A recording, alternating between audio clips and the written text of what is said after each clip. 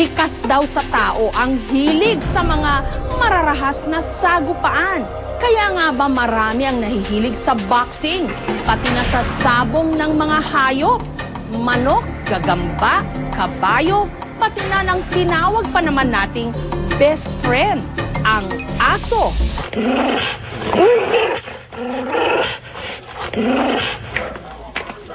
Sa isang bakanting lote sa Quezon City, nakipag-eyeball sa kanyang mga kabarkada si Vincent. Hindi niya tunay na pangalan. Karay-karay niya ang alaga niyang pitbull na si Lee. Pero hindi raw ito ordinaryong jamming. Pagsasabungin kasi nila ang kanilang mga alagang pitbull. Maya-maya, ipunesto na ni Vincent si Lee sa isang dulo ng bakuran. Sa kabilang dulo naman, ipinorma na rin ang makakalaban nito. Pagkatapos, binitawan na para magsalpukan.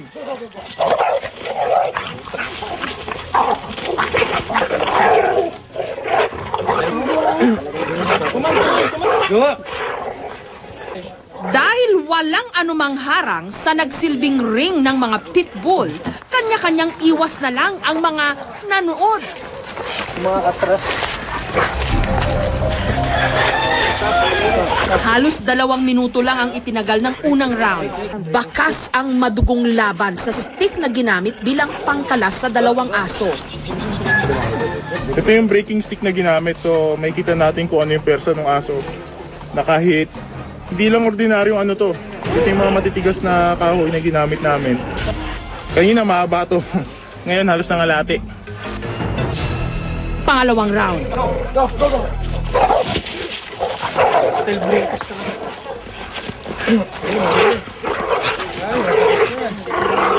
Ay, masakit sa tenga yan. Okay. Kamay mo din.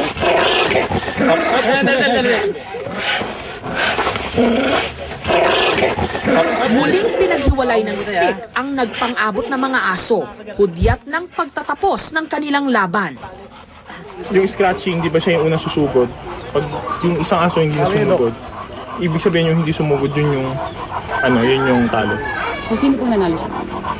Si Lee ang idiniklarang champion. Pero naipanalo man nito ang laban, kitang-kita rin ang pinsalang tinamo ni Lee. Sugatan ito at duguan. Hindi kami maawa kasi kahit paano lumaban siya, yung training na yung pinunta namin sa kanya is doon pa rin. Patago kung isagawa ang mga sabong ng pitbull. Kaya kontrolado rin ng mga organizer kung sino lang ang pwedeng manood. Ngayon, ginagawa mostly hindi na doon sa definite site kung saan ginagawa yung convention. Privately na lang. Ang kakatapos na laban ni Lee, isa lang daw friendly game, kaya't 5,000 piso lang ang pinakamalaking pusta. Pero ang premyo, makukuha na lang daw sa ATM account ni Vincent. Walang nangyaring abutan ng pera yan. So mostly sa sa true account, doon na lang pinapasok kasi very underground yung laban. So kailangan walang mga perang involved just in case na magkaroon ng hulihan, walang makikita ng evidence.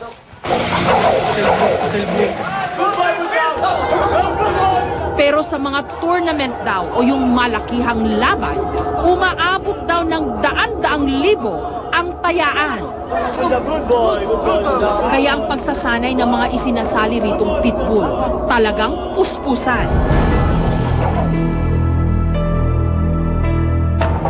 Susunod, upang lumakas naman daw ang pagkagat ni Choi, ipinakagat dito ang bolang metale at saka hinilap pataas ang bola habang sakmal-sakmal ni Choi.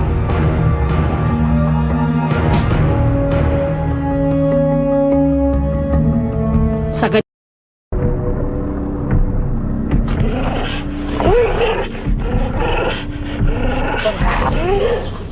araw-araw, ritual na para kay Andrew, hindi niya tunay na pangalan, ang pagtitraining sa kanyang alagang pitbull na si Choi. Ipanlalaban daw kasi niya ito sa malalaking sabong ng mga aso. Unang ikinabit ni Andrew si Choi sa kadenang may bigat na 13 kilos. Saka ito pinatakbo.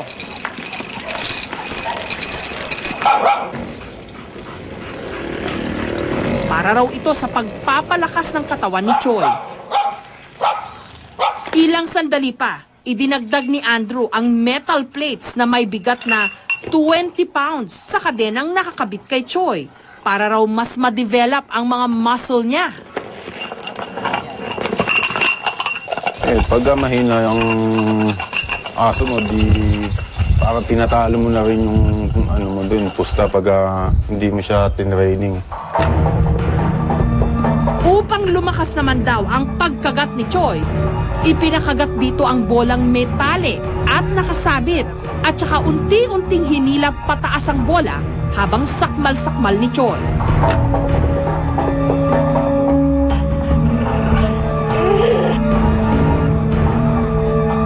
Sa ganitong paraan naman daw, tiyak na walang kawala sa pangil ni Choi ang kanyang makakalaban. Dahil sa matinding training na pinagdaraanan ni Choi, maraming beses na raw itong nagkampiyon. Kaya't marami ring pitbull owner ang gustong malahian ni Choi ang kanilang alaga. Dahil tiyak daw na magandang puhunan ito para gawing panabong. Unang isiniwalat ng programang Brigada 7 ang sabong ng mga pitbull. Noon pa man, bawal na ito. Pero hanggang ngayon, talamak pa ring idinaraos ito sa iba't ibang mga lugar. Kahit pa bawal ito sa batas. Pero tila hindi matalas ang pangil ng mga otoridad para pigilan ang karahasang ito. Si Joshua, hindi niya tunay na pangalan, aminadong mahilig din sa pitbull fighting.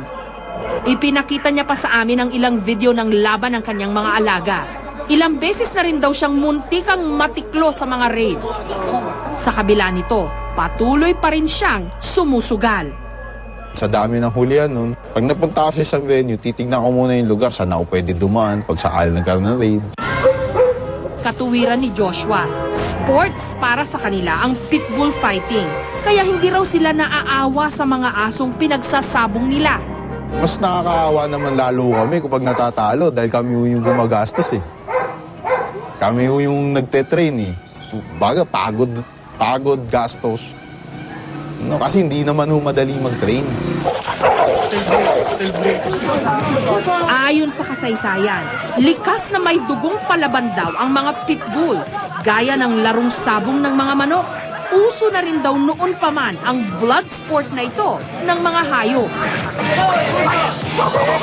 Pero bukod sa labag sa batas ang pagsagupain ng mga pitbull, napapabalitang delikado rin ang pag-aalaga nito dahil sa kanilang angking tapang at bangis. May mga pagkakataong pangang nakapapatay di umano ang mga ito ng tao. There will always be any dog, no? Nasasabihin natin na matapang, bibreed siya sa matapang to encourage that negative trait. Kaya now, we see a lot of vicious pit bulls. Pero hindi yun innate, that's what I'm fighting, no? Hindi yun nature niya talaga.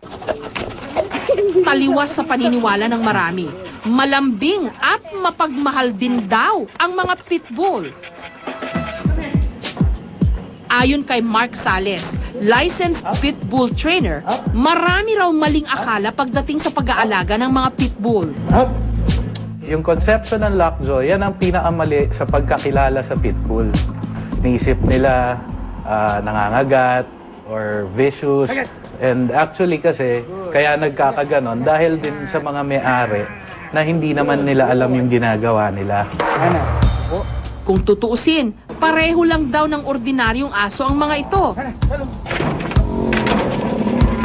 They are working dogs. Mataas talaga ang tolerance nila sa pain. Malalakas silang aso. That's why may mga drive sila, innate na drive, na kailangan may outlet.